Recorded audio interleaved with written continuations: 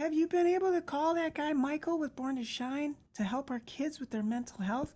No, I haven't. I've been so busy. Being a principal is a big job. Yeah, it sure is. But, we do need to support our kids and give them all the tools we can. And reading and writing is important, but their mental health, that's what it builds on. So we want to set them up to feel good about themselves. Well, I think I'm going to give this guy a call because kids seem to like him and the music makes it fun.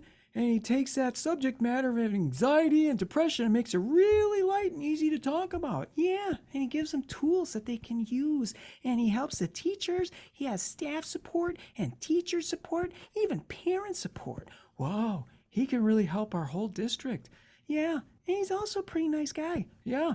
He's terrible at puppets, though. Yeah, he's the worst. You were born to